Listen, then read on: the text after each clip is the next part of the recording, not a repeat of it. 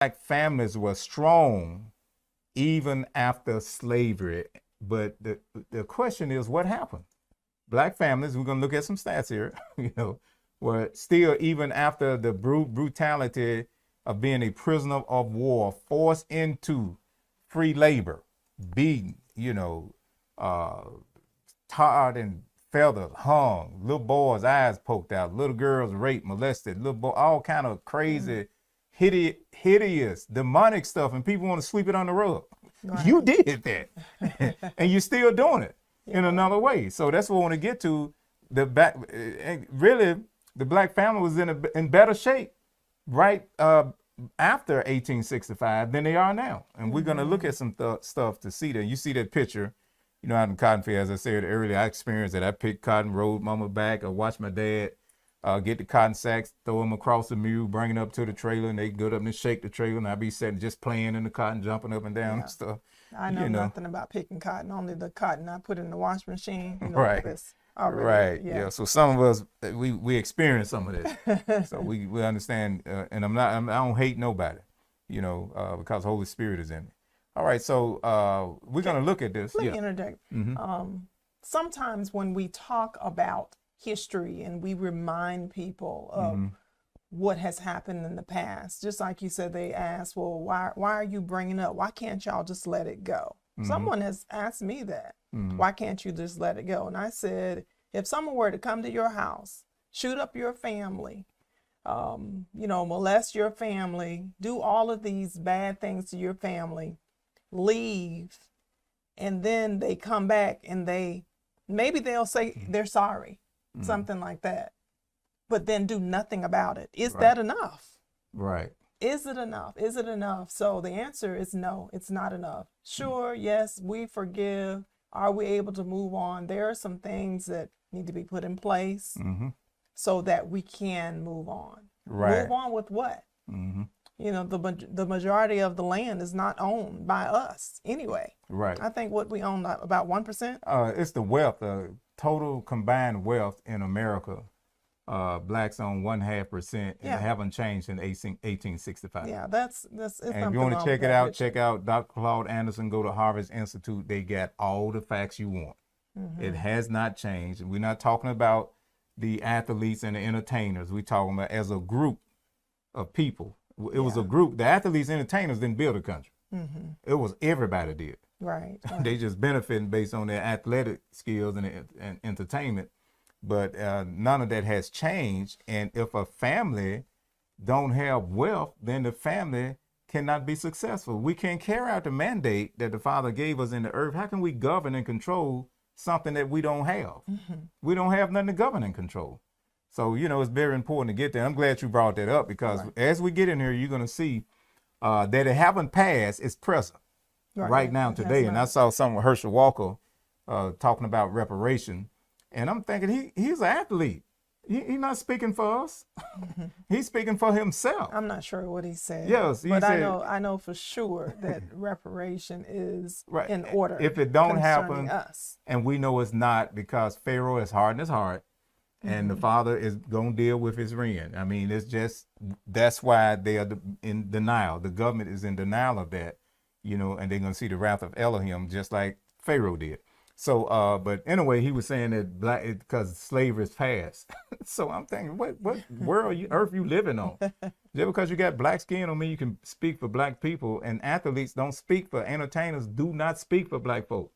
I mean, period. So, we're gonna get into and this is we talking kingdom. We gotta deal with what's wrong, and this is Elohim family. He established family. I don't care what color you are. He established a family. And the Father in heaven have purpose for family, and those who are impeding that purpose are going to have to pay for it. And so we're going to show some things in terms of the strategies that's set in place. And as I said earlier, Lucifer, he is the one, the father of lies, that's doing this. And if anyone is participating in his strategies, then they are their father, the devil. I didn't call you that. Yeshua said that in Yochanan, called John chapter 8, he was telling those religious folks, you have your daddy, the devil. Yeah. And he is a liar, the father of lying. And that's all right. he do is lie, That's and you right. just carrying out the desires of your daddy. And it's the devil who come to steal, kill, and destroy families, keep them down, keep them bound. I mean, try to give them dish out the worst things they can to them. That's the devil doing it. Yeah. And if a person is doing that, then you the devil. You tied to your daddy. All right. So black families. Okay, were- so yeah. black families were strong even after slavery. What happened? Discover the Networks wrote an interesting article regarding the breakdown of the black family. The article says black women were more likely to get married than white women in the 1950s. And it's during the Jim Crow era, isn't it? Yeah. 50s. I don't know. Yeah. Go ahead. It bears mention that the astronomical illegitimacy rate among native-born black Americans is a relatively recent phenomenon. As late as 1950, black women nationwide were more likely to be married than white women, and only 9% of black families with children were headed by a single parent. Okay. We'll continue to read. In the 1950s, black children had a 52% chance of living with both their biological parents until the age 17. By the 1980s, those odds had dwindled to a mere 6%. In 1959, only 2% of black children were reared in households in which the mother never married. Today, that figure approaches 60%. And like we said earlier, in the Shelby County, I think we're about at 75%. With something like 70% probably have now, Yeah. you know, that the single parent homes in black families, you know, and 49% of our children are living in poverty right now as we speak. And it has increased. Right. And we know this. So who is behind it? You know, to the folk talking about that's in the past. Why is this fact checks? We giving you facts. It's not in the past, it's present.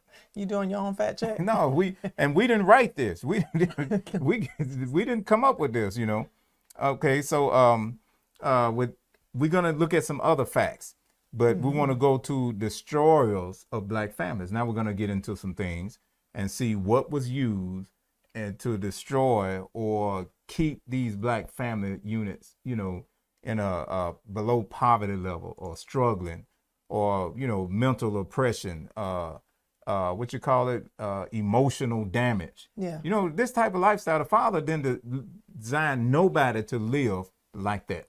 Right. And right. like black families are yet living and things have to put up with in America, the great Christian nation of America, by the way, which was founded on Christian principles. And so Christian principles is to destroy black families. It has to be because that's what has happened. Right. All right. But we're still here, but the destructive tools are still there. And the mindset is still there because of ignorance. And the people who doing are either ignorant or sold out to the devil. Yeah. One or the other. All right. So destroyers of black families. It's a known fact that the media, music, fashions influences the thoughts, behaviors, and perceptions of those who are socially unaware. Propaganda, social engineering, is the act of deliberately spreading false or deceptive information, ideas, rumors, doctrines, or principles propagated by an organization or movement to help or harm a targeted person, group of people, movement, institution, nation, etc. Now, this is definitely spot on. Because we know exactly what's going on with the media. We know exactly what's going on with music, how women are being degraded. Some people are saying, well, that's their choice. Well, here's the question. What's being put out before them? I don't see any images showing how we were once kings when we were, you know, taken from where we were taken. I don't see any images like that. I only see people with gold chains, gold in their mouth, and I'm not trying to be offensive to anyone, but you know, and women, they're twerking, and then men throwing money, and you know, things like we can't Gangster lifestyle. Right, like we can't do anything but entertain. Like we can only play sports. Right. We don't have any type of king authority or anything like that, leadership ability. Right. And then when we do get in certain positions, then we, what some say, we forget where we came from. Yeah, we come a Sambo. Okay. And it's the difference, let me point, and I'm going to drink some of that. Yeah. The difference between a Sambo and an Uncle Tom helped his people. He would put cotton in the sacks to meet the quota for the women because the European devilish slave owners would beat them, just beat the women, treat them like dogs. So he was trying to help them out, defend them. Sambo would go snitch. He would do everything he could to bring more harm and hurt to his own people. So it's like a Herschel Walker, somebody like that. You know, saying black people don't need reparation, as though his butt chopped cotton, or as though he was beating blood, and none of that. So what happens is the enemy is strategic because he always takes someone out of, Right. you know, if he got an enemy, he want to take one of the enemies and bring him on his Yes. side. He is not speaking. He's not speaking for us.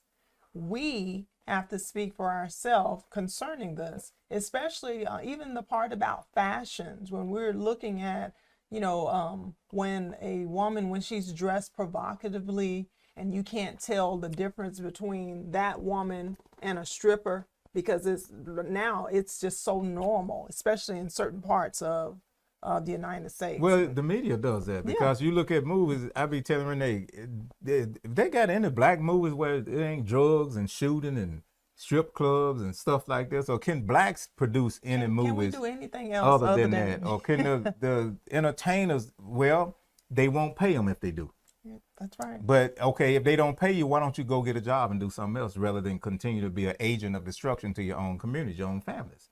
So that's something we have to look at. So propaganda and social engineering, these are tools that are used to destroy the families that the Father put light in, that he want to walk in the light. These are tools. Media, and we mentioned media, music and fashion. These are entertainment industry. And you know, blacks are gifted to entertain, to sing, to dance, to be creative, very gifted. So gifted in these areas, and media control the mind. So who is controlling the media? That can't be black folk who ain't got no money. I'm not just talking about Oprah with the station she just sold. I'm talking about as a group, as a group of people. So who control media?